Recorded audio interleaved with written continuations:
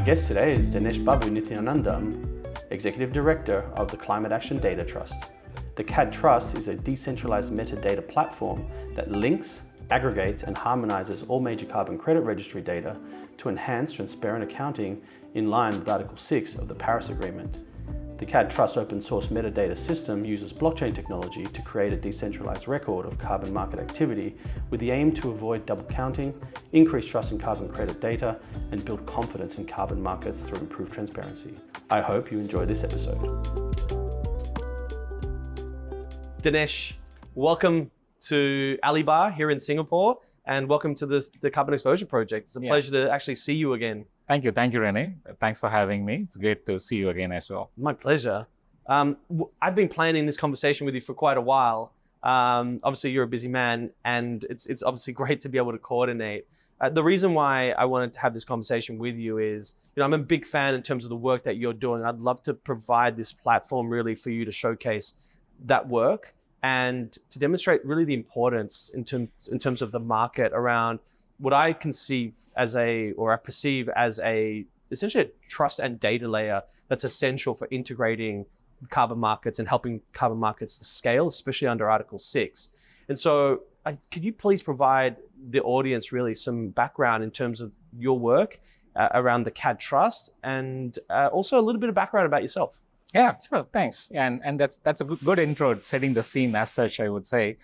So in terms of my background, let me start from there so that I can give a context of please. How the CAD Trust is now functioning.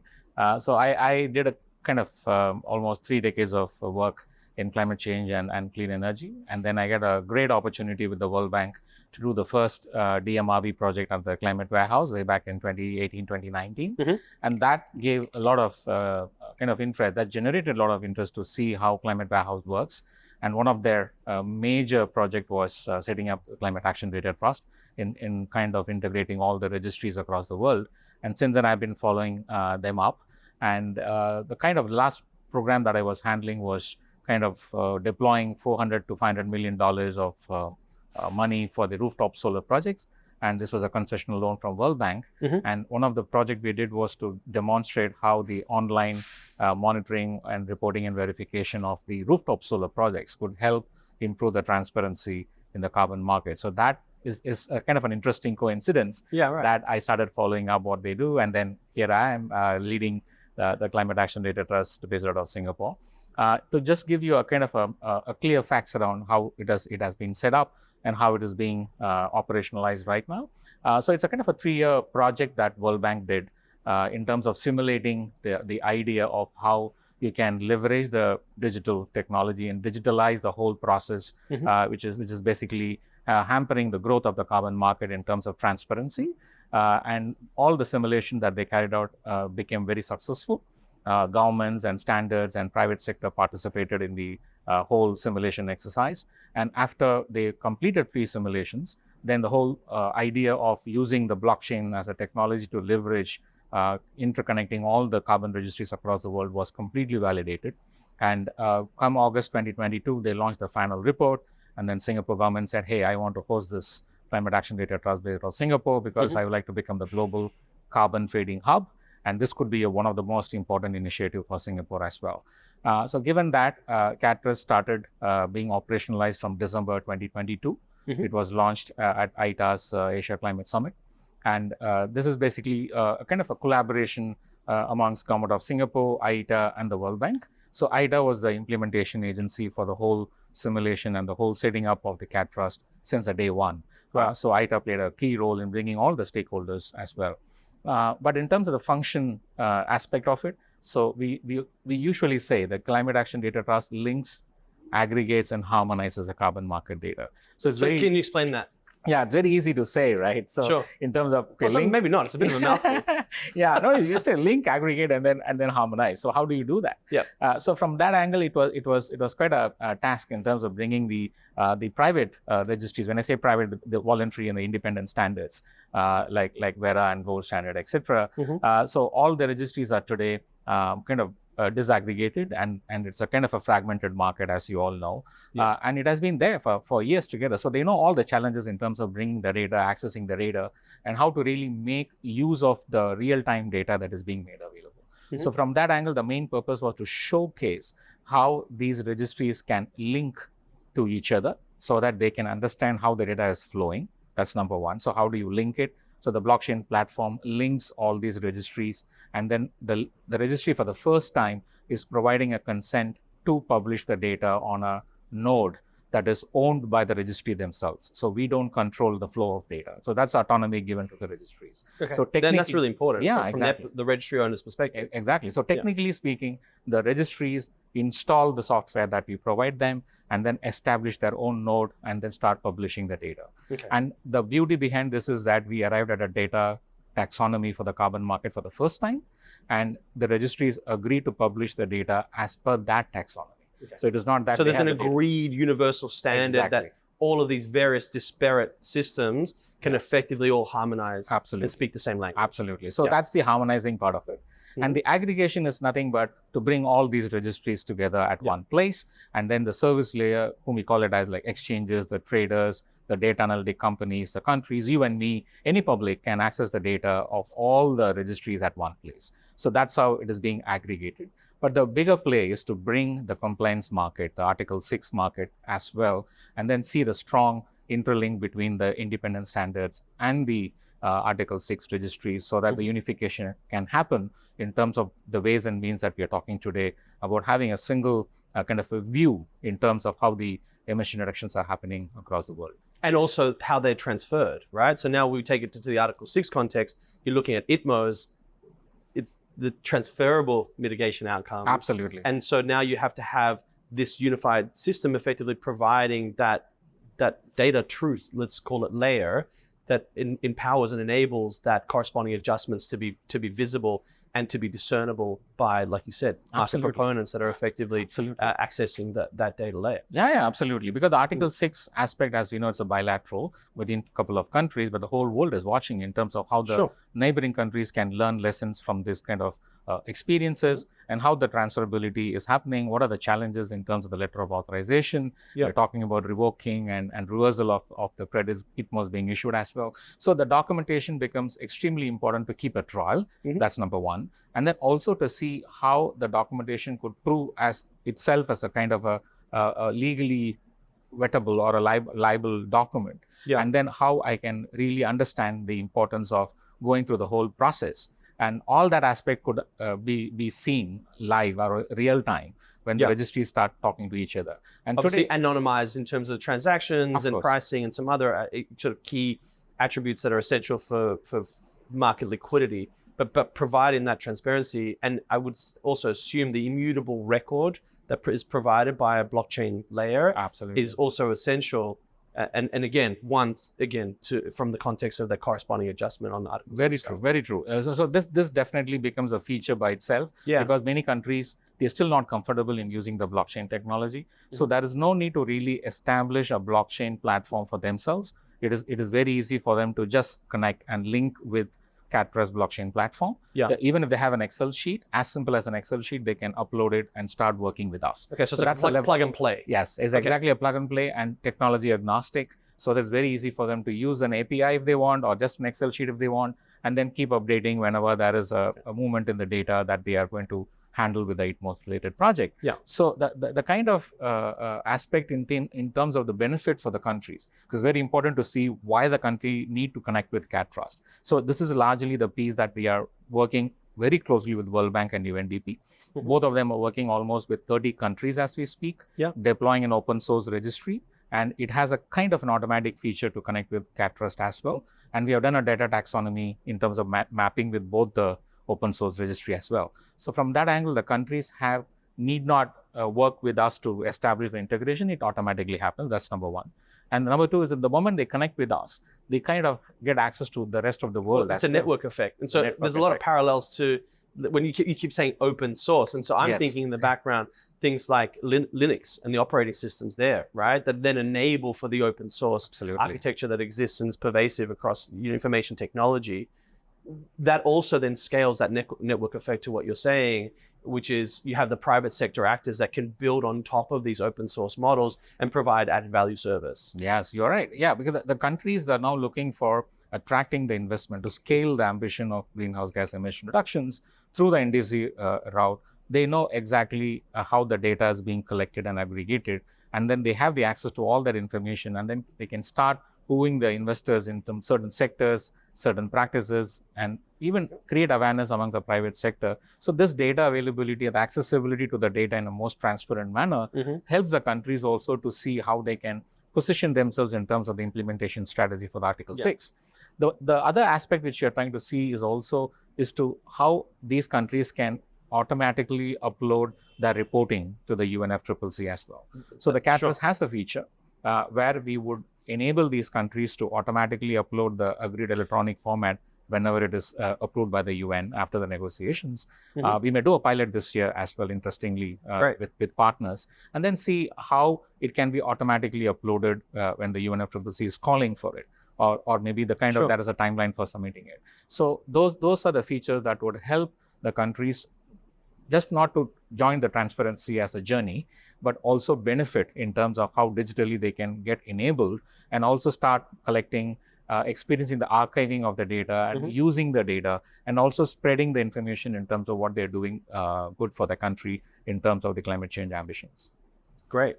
So it's a really ambitious initiative, effectively, that you're providing that foundational layer for data harmonization and integration. And ultimately, like you said, it helps to provide additional confidence in the market that's really necessary in order to help it to scale, because it's open to third-party actors, like you said, exchanges, traders, you've got rating agencies and other analytic firms that can essentially access that market, and it's open to the public as an open source. So it allows for that level of scrutiny. So I'd also imagine NGOs and others, as well as regulators, can also access this data layer, which is essential. Exactly, because the kind of supply of data is very important here, because we are trying to create that transparency and the trust and the confidence in the market. So the supply largely comes from three data set providers. First is the independent standards. The standards, the registries based on which they're operating. Second is the governments itself, again, based on the registries with whom they're operating.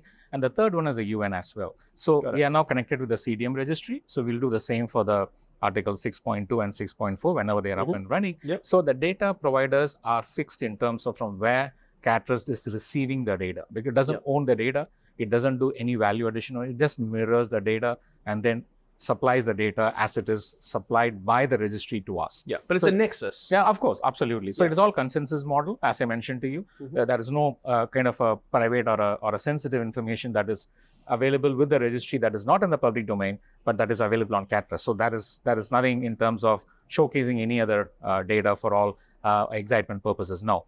On the other hand, the service layer with whom we are talking very closely now in Singapore and the rest of the world is to create more use cases to show, how an exchange can benefit if all the registries are at one place, and then they are able to do a real-time transaction with a efficient and an effective due diligence process, which otherwise takes them days together or even weeks together to arrive at a kind of a due diligence that is very close to their protocol, so that they can do the trading the next day or the same day. So that is one kind of a use case which we are now working with the rating agencies, with the exchanges and the data analytic firms. So we have a kind of a very strong governance model. It's good to understand about the governance model as well. There's a board of directors, which is a Government of Singapore, ITA and the World Bank. And then we have a council which provides us a strategic direction, and they are represented by 6 countries and 4 standards. And then we have a technical committee with all the experts from the registries, again, countries and private sector, again, 20 members there, and then a user forum. So user forum is very interesting, where we invited all the market players, including MSCI, TRO, and allied offsets. There are so many users who have joined us, 20 users. We had a 40 member, but we now have the phase 1 of 20 members. And they have been contributing a lot in terms of how the CAD Trust platform is being perceived and how it is being used and how it can be showcased to the market. So that from that angle, the service layer beneficial, or the benefits, I would say, or I would say the beneficiaries, how they really showcase their performance is what matters to us. Because at the end of the day, we want the market to be very transparent and efficient and effective, so that they can scale it. And what are the different ways that they would basically end up in doing to make that happen. And therefore, you can see a very clear price signal, you see a clear investment pattern, and then you see the choice of the technologies that can be fit very nicely to the countries. So the data, the power of data is basically to be at one place, and that's what CAD Trust is providing. I completely agree in terms of the importance of data. It's that universal currency, let's call it, right? There's power in that data. And as you said, it enables that trust to be built. And then ultimately that public-private financing start to flow, because decisions can be made based on real, like you said, real-time information and data. Yeah, because in terms of the financing and the investment also, we have been in discussion with a couple of investors who said, look, our due diligence platform is robust. Mm-hmm. Yeah, we agree that. But having said that, the availability of data at one place was always a challenge to us. Yeah, because they're walled gardens. Exactly. We have to basically log into different registries and then download the data for the carbon assets, understanding of how it works. Whereas now you can just log into CAD Trust and then start downloading all the data almost real time. And therefore, we see a lot of difference in terms of how our due diligence can be a bit more effective again and accurate, and also try to correlate in terms of the time. Over a period of time, they could see how the whole kind of movement of the credits are also happening. Sure. So that's a clear case for investments as well, which I missed out in the previous narration of the service layer. So from that angle, we see any service layer is equally important. Even the research institutions who are doing a lot of research in kind of ranking the countries, ranking the technologies, they also have approached us to develop a use case. Okay. And then we were quite happy to see the kind of extent of use of the data. And therefore, the use cases which we will start publishing late this year would help similar stakeholders to come more and visit more, and then see how we are basically operating in this platform. And the other important part is that the blockchain is always a kind of a Latin and Greek for many. So in the, can you elaborate? Yeah, in the sense that you go back into the registry node, for example, which I mentioned to you. Yep. You go and download the node, and it is visually not pleasant at all because it's in the blockchain platform. So the data has to be kind of deciphered in a way that you have to really understand how the whole data is being visualized. So we launched a data dashboard, which gives a visual experience for you and me, and many service layers during COP in Dubai last year. And then so far it is almost reaching 1 million users so far for the last 3 to 4 months. Wow. And then these users are basically trying to have a typical sneak peek of all the data that is being available on the platform, on the blockchain side of it. Yep. So we have around 85 to 90 parameters on the blockchain side of it. But here you will see 1/4 of that. But still, it gives a kind of a very good visual experience. It has a search and filter, an archive, compare, and then you can use a login feature as well. So it gives a lot of features to see how the data is moving across the registries. Yeah. And we have already Vera on board, along with Eco Registry, Biocarbon, Global Carbon Council, the first country, Kingdom of Bhutan, and the CDM registry. So we have almost kind of garnered projects, more than 17,000 projects. And by volume is almost 85% of the global volume that has been already issued. And of course, we are discussing with Gold Standard, ACR, and CR to onboard them. But the data availability, we are quite happy in terms of how, as a technical service layer, we can go at the back end, download the data using the API, which we provide free of cost, and then see all the data related to the 90 parameters. But you can also go and have a visual experience to see how these data would look like if I have to really put in my own logic and in a template. So, Dinesh, thanks for that intro. It leads me to, I guess, the next logical question, which is, you kind of outlined the business plan, let's say, for CAD Trust and the benefits. But now I'd like to understand a bit more about this public good that you're delivering and the funding model for that. And also just some of the challenges that effectively you're facing in the operationalization of the CAD Trust. Can you enlighten me there, please? Yeah, absolutely. Yeah. So as I mentioned to you, the Climate Warehouse initiated the whole aspect of operationalizing the CAD Trust as an initiative out of the World Bank. And then once it was ready, then it was launched as an entity in Singapore. So it's a not-for-profit entity, limited by liability in terms of the whole legal setup. Sure. Which means it doesn't have shares. It's only the board of directors that govern the operations. And you mentioned the World Bank, the Singapore government, and IETA are on the board. Are on the board. Yeah. Okay. So when it started in December 2022, then the operation starts. But in terms of the whole overall support, in terms of the funding, it came initially from the government of Singapore. and then the Google Foundation as well. So Okay. these two gave a good start in terms of how the whole setup could be operationalized based out of Singapore, and then engage the key people and the service providers, etc., and start working on the data dashboard and other work. So Sure. that's a kind of a initial startup, I would say.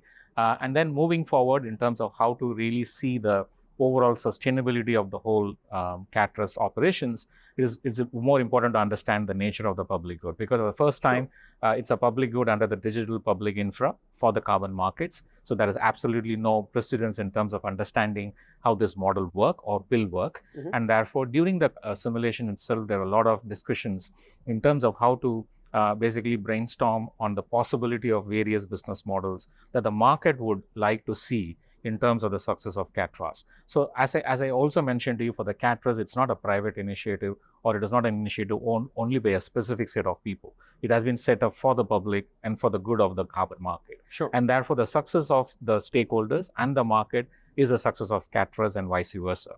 And therefore, the kind of partnerships could be any and many.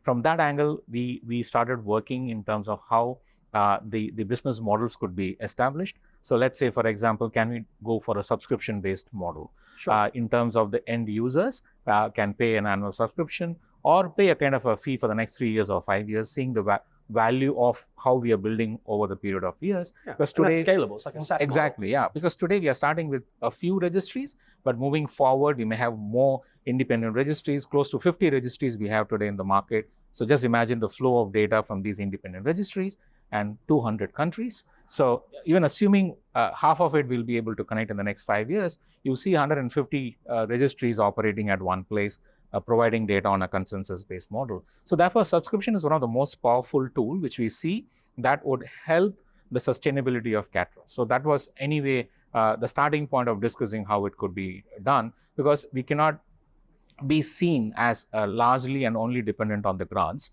and the partnership. So therefore, the kind of grants, yes, the philanthropic agencies, the family offices could support us a lot, and we are engaged with many such philanthropic firms and the family offices as we speak, and also many institutions. But it's also a call to action for many of them that are really interested and are serious about supporting that infrastructure built in order to empower this market effectively, right? And to channel climate finance where it can deliver impact. Very true. That finance arguably cannot really scale if there's not a strong foundation in the market, and that's what your public is providing. Exactly. Exactly. And from that angle also, in terms of how we also see the major initiatives, let's take COSIA, let's take ICVCM, VCMI, and ICROA.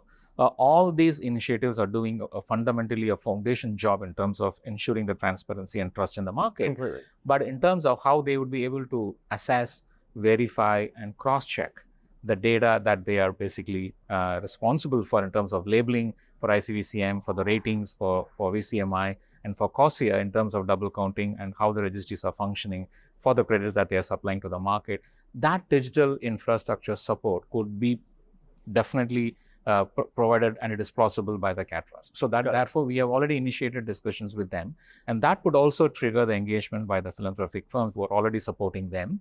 They could also, as you said, call to action, they can support us as well, because we could be a strong pillar or a foundation for their success in terms of how to basically cross-check the use of the labels and the verification and the veracity of the ratings that VCMI is providing, and how COSIA can be very, very kind of accurate in terms of how they're understanding the registries are providing the relevant data. So all that aspects could also trigger a lot of partnerships in terms of how we can work very closely with the philanthropic agencies and how they can support us for the sustainability of CAD Trust. So that is one angle. But they play a critical role in catalyzing that initial model, because as you said, overall, as your network effect begins to build, now you have the ability to monetize that through the SaaS type of model. But you need also those catalytic actors, let's call them, whether they're family offices or philanthropic, grants essentially, to help you to get to that operationalization.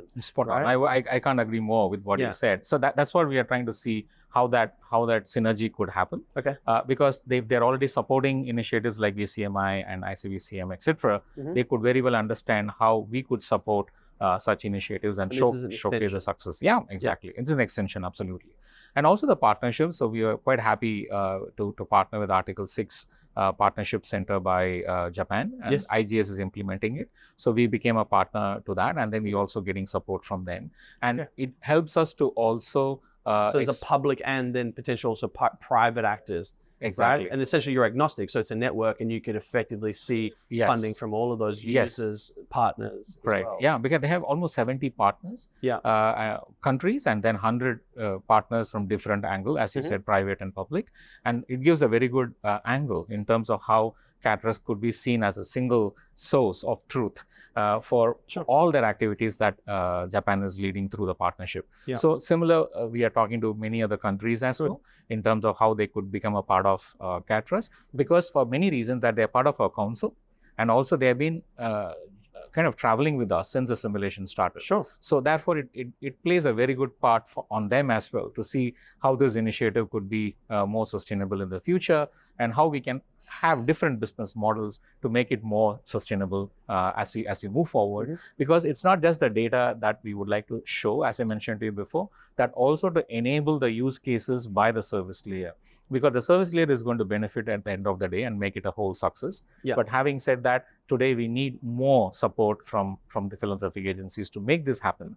And also on the governance, like the technical committee and the user forum, the players to join us and then give us more ideas to see how best we can provide more data in a more real-time basis, in a more seamless manner by connecting more registries as we move forward. Okay, great. And I like that. Essentially a call to action to help the marketplace and all of the protagonists and just participants therein, whether public or private, to effectively help to support you and your team. So that's great. I think you've outlined it perfectly. But now, can we dive into the challenges? So, you've been now at this for what, 15, 16 months since the launch. I think you said it's December of 22. So what are some of the challenges that you're facing in helping to operationalize and build out this data layer and foundational element for our market? Yeah, sure. Now, I'll start very simple way of engaging the stakeholders, right? We start from the independent registries and move on to the government registries, and also handle with a host of service layer possible beneficiaries, right? So the challenges definitely are there in terms of understanding how CAD Trust could become the source of truth for all the community, that they are not only supplying data, but also using the data. And what we have seen is largely from the technology point of view. The first instance, like, why blockchain? So whenever somebody discusses about blockchain, then they say, hey, it's Bitcoin. No, it's not Bitcoin. So we have to start from telling them the importance of how the blockchain is now being used in many fields, not just in climate, but across the world. You see different sectors leveraging the use of blockchain. So just indulge me on this one, right? Yeah. Let's assume folks that are tuning in are essentially not crypto, not blockchain native speakers. Outline some of those benefits. Yeah. So the first thing first is immutable, which means that we are talking about a data that is being supplied. It can't be just like that changed without anybody's knowledge. So immutability is a key and core component. Yeah, exactly. Then becomes a traceability in terms of who supplies the data, who's updating the data, who's trying to delete the data, or who's trying to use of that data. So everything is important in terms of traceability. That's the second one. Again, so there's a robust architecture that underpins this whole exactly. Yeah. Okay. Then it's followed by the open source, in that there is nobody going to make any money out of this as such. And no centralized control. Yes, no central. It's completely decentralized. It's a distributed ledger as such. So that's a keyword also for blockchain, which I have to mention first. And then the open source aspect of it make it more useful, that you can very easily go to the GitHub of CAD Trust and then download and start installing it and start running it. So that is a kind of a flexibility that is being provided by the platform to anybody, whether it's a private or a public stakeholder. So but all these benefits have to be witnessed by becoming a part to it. Not sitting on the fence. You'll not be able to enjoy and appreciate these benefits of the typical blockchain use of all this aspect of it. Okay. Then it's a public good as such again. So there are two different types of blockchains: permissioned and public. So we are using the public version of it. So which means that there's absolutely no cost for downloading the node and then establishing your registry data. Okay. And also you can connect using as a service layer. There is another API provided on our website. You can download it and start using the data. So there is absolutely no restriction on that kind of a platform. So that is a fundamental benefit in terms of the blockchain. But these are the challenges that we try to explain to the stakeholders who are not aware of blockchain, because neither they are not a kind of a blockchain registry, nor the country has a vision to start something on blockchain, because they don't have any blockchain regulations as well within the country. Sure. So both private and the public partners, we face this as a major challenge. So we have to create a lot of awareness to showcase them that you can be agnostic, but the platform is on blockchain because of these features which World Bank, IETA, the government of Singapore, and many stakeholders vouched for it. And therefore, it is better to go that path. Sure, but it's important in building these let's say, next generation ecosystems on the latest technology to take advantage of those benefits. Exactly. I think of parallels, let's say in telephony. Right. So, let's say the developed world had the benefit of having the evolution of the technologies, right? And then you had copper wires and all this sort of stuff. But then when you see, if you go to African countries, right? I was in Kenya a few years back. I saw the complete evolution of that, right? They just skipped technological cycles and went straight to mobile telephony, right? Yes. And then that had this sort of inference and influence as well on financial markets, right? Like how finance was structured. Instead of brick and mortar banks, it went to digital native banks immediately, right? And so there's a faster uptake of the technology. And I would say that the blockchain enables for that evolutionary kind of steps to be accelerated as well, right?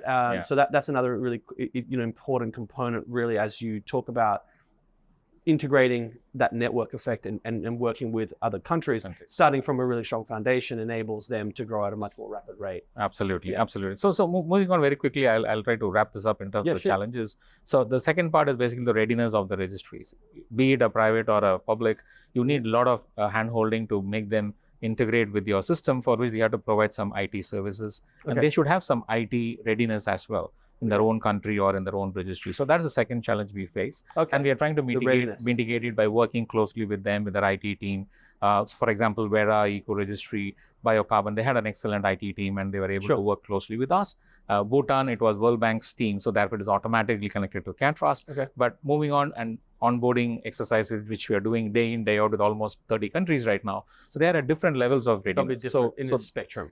So therefore we have to really engage with them, including the private registries, because they never thought that they're going to connect with CAD Trust. So that's second readiness kind of a challenge. But that's also an opportunity, wouldn't you say, for the private registry providers, right? And in this case, I'm not going to put the names in your mouth, but certainly I'll say them to the audience. But you've got the expansive ecosystem, and in particular the APX registry, but you've got S&P Global, and after the merger with S&P and IHS, they've now operating a very large ecosystem with regards to registries. And you've got Eco Registry, you mentioned, operating Biocarbon and the Carbono registries. You've got a number of other providers, NASDAQ, etc. So there's a really already fertile ground, let's call it, from the private sector with really strong, let's say, technical know-how and readiness and capacity. But there's an opportunity for them to connect not only their, let's say, their native registry systems, but to have that integration with each other's systems, all speaking the same language via your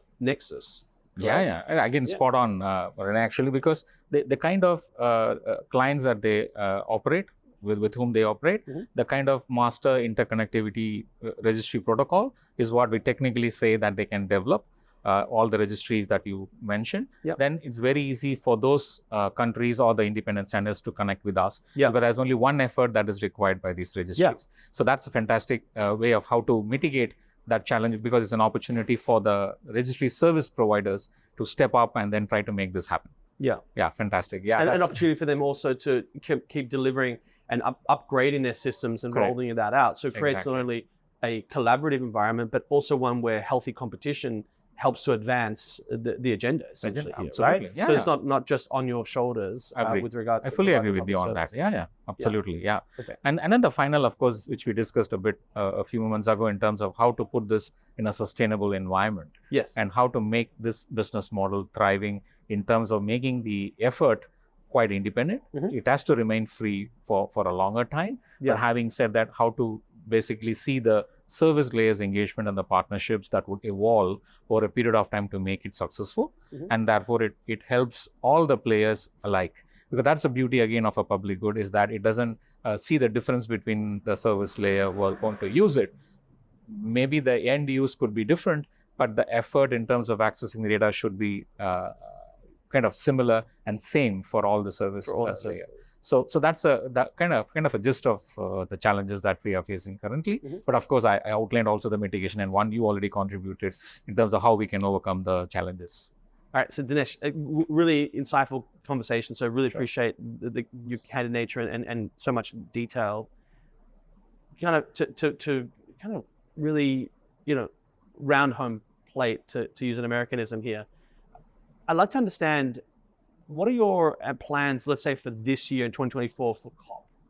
Let's begin there. Yeah, sure. No, as I mentioned to you earlier, so last COP we had this plan of launching the data dashboard along with big registries, which we did. So the data dashboard launch was quite a huge success, and now we are trying to move towards having more registries onboarded. Okay. So that's the work that is a day-to-day target for us. Sure. So we are trying to engage more with the independent as well as with the country registries, along with World Bank and UNDP and other countries where they have already established or in the process of establishing registries. So onboarding more registries by end of this year would be our next big target. At least 20 registries by end of this year, so that at COP we can show very nicely the interplay between the voluntary, the independent standards and the compliance standards. So that is one major kind of a thing we are working on. The second one, which is a combination of few efforts, is basically the pilots or the use cases that we are trying to develop, which I mentioned a bit in my earlier conversation, is that to see how we can establish a framework and if not a module for double counting. And this is a very interesting part which we are working right now. So we have a task force of both the technical committee and the user forum of 40 people. So 40 brains are working together as we speak. So we have set up a task force for that. And then we'll probably have a very palatable kind of a model. Of course, each and every agency has, or a firm has, a different view on how to showcase double counting. But when these minds come together, I think it's going to be a powerful outcome. So that is the second one which we may try to showcase at COP. And then the third one is basically the Article 6, as I mentioned to you. It's not only the part of just reporting feature that we want to pilot it, but also we want to see the transaction which you mentioned, the kind of transferability of the ITMOs from one country to another, how the framework would look like, what are the possible options that the countries can see, which otherwise today you have to log into Thailand registry and Switzerland registry to see the the auditability of it is really difficult and challenged by that. So we want to showcase that. So these are top three, I would say. And of course, the last one, but not the least one, is in terms of the sustainability of CAD Trust, how we are moving towards that and how it is being kind of traveled for the last 1 to 2 years. So we'll be also discussing more about that as well. Okay, that's interesting. I'd love to do a deeper dive, if you'll indulge me, on that double counting component, because as I see it, right, you're providing this data layer, you're providing this interoperability, let's say, with the public and the private registry ecosystems. There's a lot of benefit for the private registries, in my humble opinion. I'd love to be corrected if I'm wrong here, but for those private registries to share that data in order to mitigate against that risk of double counting, because within their constructs, they don't necessarily have visibility into national systems and national registries, mainly because they're not yet built for the most part. But the other component is because of essentially that lack of interconnectivity between them. So I think that's really the core benefit of the CAD Trust at the end of the day, right? Yeah, absolutely. The interoperability is a key. And therefore, as I mentioned, irrespective of whether you're independent or the country registry, the data access is alike.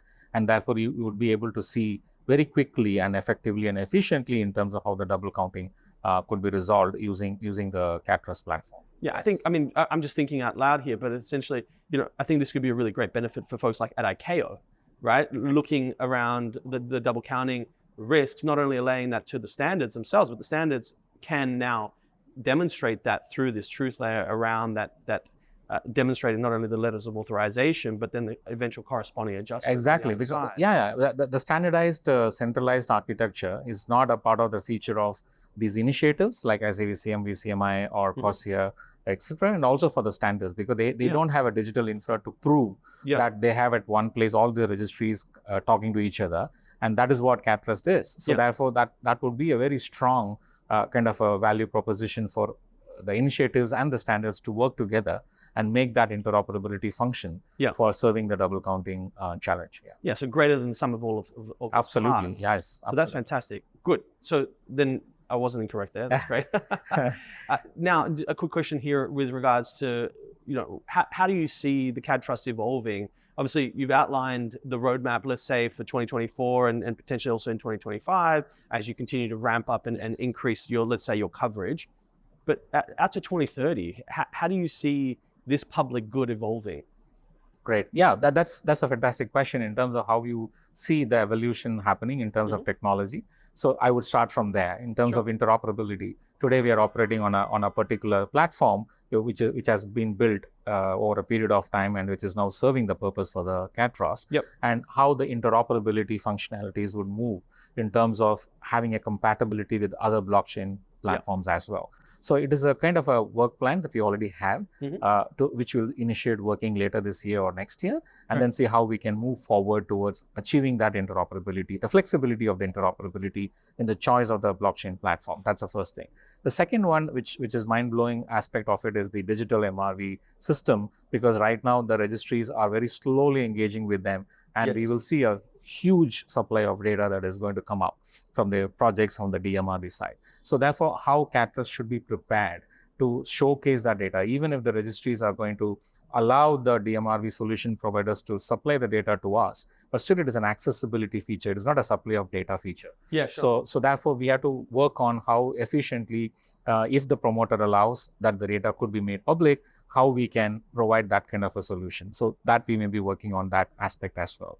And in terms of the UN aspect, as I mentioned to you, we would like to connect with the UN International Registry or the 6.4 in a seamless manner, though there will be a lot of overlap in terms of the service offering, but we would like to work very closely with the UNFCCC. They are on our observers as well on the council and the technical committee. So we would like to leverage the interactions with them, which will be an ongoing feature. So therefore, moving forward, we would like to see how we can become a trustworthy partner for the UN, and therefore we can provide the data at one place on covering UN as well. And the last but not the least, to become, even today we are a global solution, but we would like to become truly global by having regional presence in terms of helping the countries to not only just they connect and then they forget about us, but we have to work very closely with them, upgrade them. And if we are doing an upgrade, we should go and upgrade them as well. And try to educate them to move for more such kind of an environmental product. We are talking about green credits, RSEs anyways, another attribute. So how to move around the entire space of clean energy and climate. Just moving only working on carbon may not be enough down 3 to 5 years. So we may work also on other environmental attributes as well. So expanding the remit, not just carbon, but broader EACs. Yeah, exactly. And then see how it can be, the presence has to be filled. The solution is digital, doesn't mean that there is no human face to it. So we like to really work very closely with the regional kind of a presence, and then talk to them on a regular basis, and then build this solution as a truly public good forever. Great. Dinesh, thank you very much again. Pleasure to thanks so much get to sit down with questions. You. And thanks for giving us such a great insight around the CAD Trust. I wish you all the continued success, and look forward to catching up again with you very, very soon. Thank you so much. Thanks for the opportunity, man. Thanks.